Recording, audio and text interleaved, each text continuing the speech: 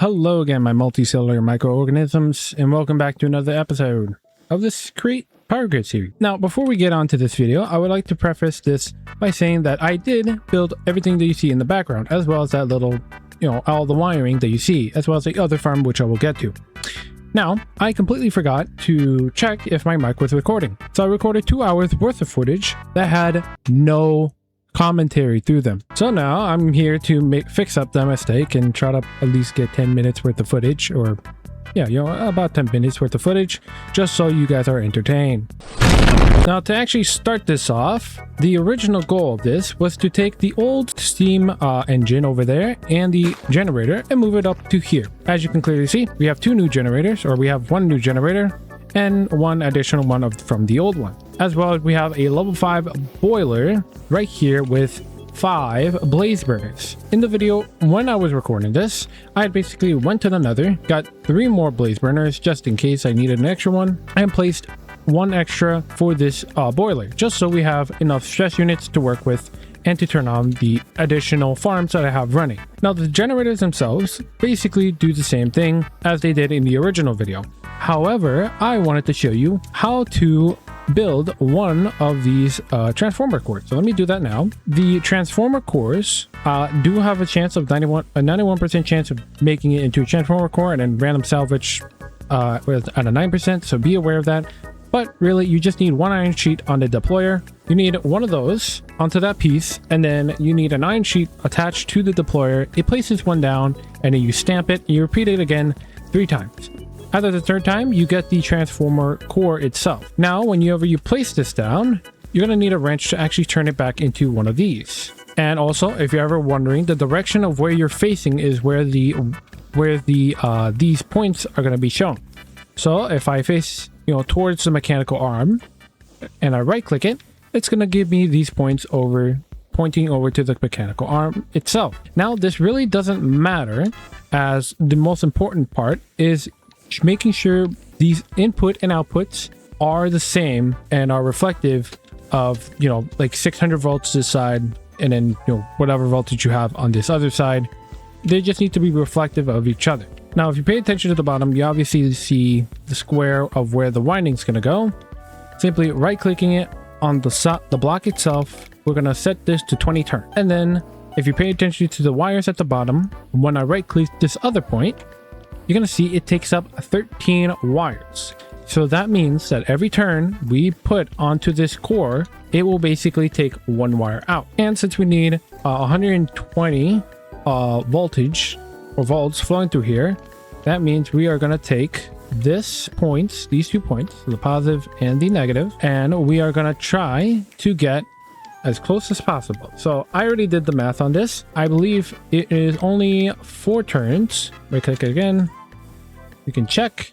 Yep, 122. So that's the amount of voltage we need. Now we can just take it and apply it to over here, which those wires up there flow into my house right here. Now, I did have to fix the wiring in here because I realized that I did in fact put these into series, but now it all worked and it looks really bright and really nice. So that's good on my part. And the same thing applies to over for this transformer core, but except we had to put this up to, I believe, 7 turns, if I'm correct, which goes over to that growth bulb, which grows all my crops much more quickly. Now, in the original build, I had used conveyors so it can just rotate around multiple times just to collect lava. Instead of that, I decided to opt in for a much more cheaper alternative, which basically taking a chute, this advanced chute, putting it into a barrel, and then just having a lava bucket here that automatically takes it from this lava farm, which is more than enough to fill everything, as well as to field this farm down here. Speaking of this farm, this one is from Bedrock Burger. I took it from his video and I did modify it a bit. His design did use about 8 presses or 10 presses. I didn't want to use up all that iron for a small amount of nuggets, so instead I decided to just do only 4, with the additional 5 being for this top. And yes, this is a tough farm, so the lava from here, it's going to go into here, the cobblestone, drill it from the cobblestone farm over here, or generator from over here, press it, grind it, and any leftovers, say for a flint, don't mind the ominous model, and then any other ingots are pressed, and I am given the iron, zinc, gold, and copper. Now copper I won't actually be needing a lot, but the zinc I will. As for the brass, I will be needing, same with the gold, but you know, I'll make another farm to optimize that. Now obviously you can see that this area is all open and doesn't have any uses yet. I am going to replace this, as well as take this thing over here. I haven't moved it yet, but I do plan to reuse this for an ME system later on, just because I am slowly running out of space. But I will need to get a converter for it, which is going to be a separate mod, which will need its own steam engine right over there.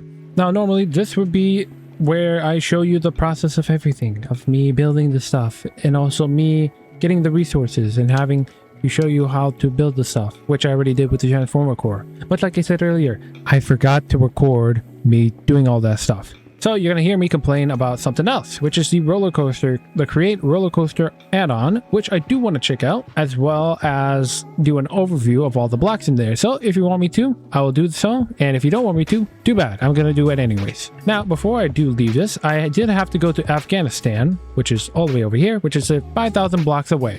Hamburgers! Now, in the next episode, I will be making a oil refinery and actually getting the oil stuff started with the, what is it called? I believe it's called the factory must grow. This mod right here. So I will be needing to get the factory must grow item stuff ready. So like cast irons, sheets, you know, ingots, you know, with all this other stuff. I'll probably make another farm with it, you know, using the other farm right behind me. However, that is going to be up to future me to decide. Now, if you excuse me, I'm going to go check out that new add-on and hopefully remember to record my mic.